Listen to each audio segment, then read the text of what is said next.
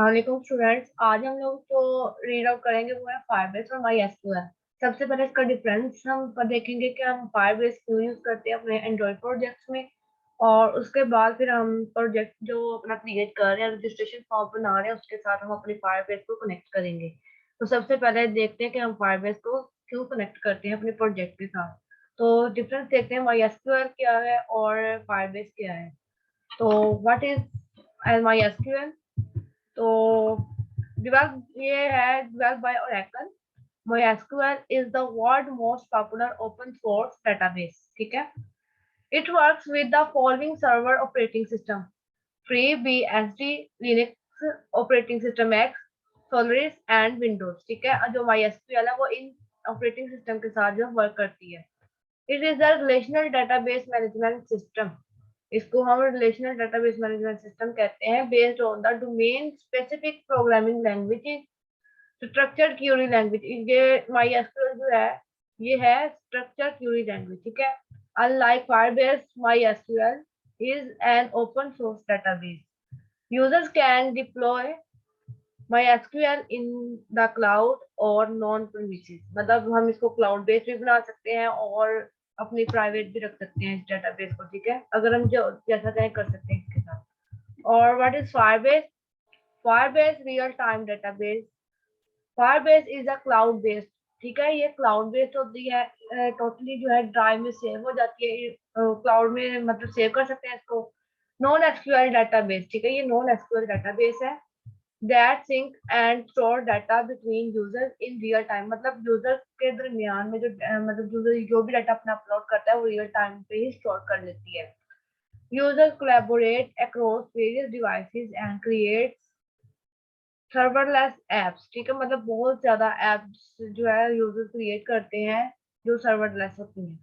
Developed by Google and launch in 2017, जो कि Google की तरफ से डेवलप की जाती है और लॉन्च की गई है 2017 में। Firebase quickly sync data via Android I operating system and JavaScript SDKs। और Firebase जो है हमारा डाटा जल्दी से सिंक कर लेती है, ये एंड्रॉइड का, जावा का, एसडीके का। ठीक है, अलाउइंग फॉर एक्सपेंसिव क्यूरीज, जिसने के एक्सपेंसिव क्यूरी को अलाउ किया हुआ है, that scale with the size of the result set. Users who don't require real-time data sync might still benefit from the one-time read features। Okay, तो जो की difference है बिटवीन फायरबेस एंड MySQL, उसमें first में architecture. ठीक है, ये Firebase is a non-SQL database that store and sync data in real time, a real time document store। ठीक है, रियल टाइम पे आपका जो डाटा स्टोर हो जाता है फायरबेस में। और इन MySQL is an open source relational database management system based on a domain specific language SQL। ठीक है, ये SQL की लैंग्वेज पे डोमेन जो है बेस करती है। उसके बाद है data handling. Firebase handles large data sets effectively.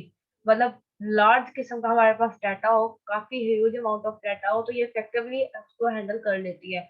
MySQL is a good choice for complex data. ये जो है हमारी एसक्यूएल, ये कम्प्लेक्स डाटा जो है इसके लिए गुड चॉइस होती है। उसके बाद है लैंग्वेज की support. MySQL supports more programming languages. ठीक है, देन फायरबेस।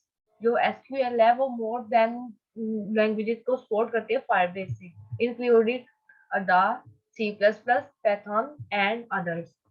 और आगे प्राइस की बात करते हैं, तो Firebase has free and paid for version. Firebase जो हम फ्री में भी यूज कर सकते हैं और पेड भी कर सकते हैं वर्जन के लिहाज से।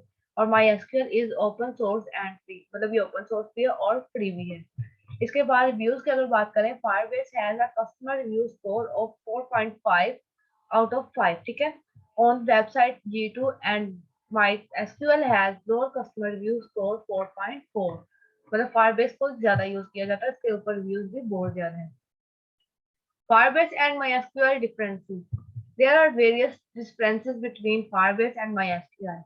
Firebase uses non-SQL, MySQL uses SQL। SQL कहते हैं स्ट्रक्चर्ड क्यूरी लैंग्वेज को। ठीक है, आपको पता होगा कि आप लोग क्यूरीज राइट डाउन करते थे एसक्यूएल की लैंग्वेजेस में, तो फायरबेस में हम क्यूरीज राइट डाउन नहीं करते। Firebase is horizontally scalable, MySQL is vertically scalable. ठीक है, उसके बाद Firebase uses key value, wide column, graph and document store. मतलब हमारी जो Firebase है वो की वैल्यू भी स्टोर कर सकती है, वाइड कॉलम भी, ग्राफ भी एंड डॉक्यूमेंट्स भी। और MySQL जो है इज अ टेबल बेस्ड, ये टेबल बेस्ड होती है। और Firebase has dynamic schemas to facilitate unstructured data, मतलब डायनामिक मतलब चेंज कर सकते हैं हम अपने डाटा को, ठीक है।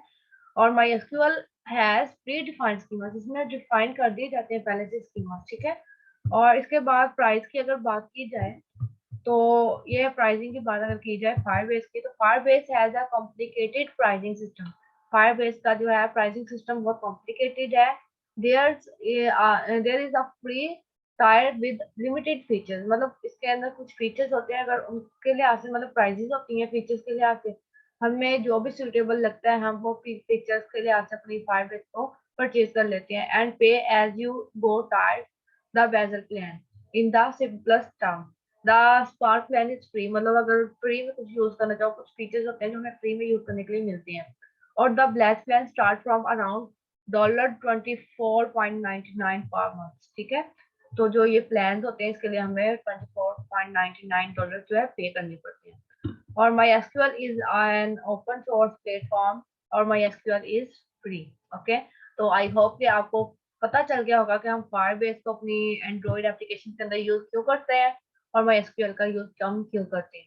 तो Firebase रियल टाइम होती है, ये हमारे डाटा को रियल टाइम पे स्टोर कर लेती है, इसीलिए हम अपने Firebase को यूज करते हैं अपने एंड्रॉइड एप्लीकेशन बनाने के लिए। तो नेक्स्ट वीडियो में हम अपने Firebase को अपनी जो है डेटाबेस के साथ कनेक्ट कैसे करते हैं, मतलब प्रोजेक्ट को, उससे पहले आप लोग कौन सा ट्रेंड लगाना सीखेंगे। ओके, अल्लाह हाफिज।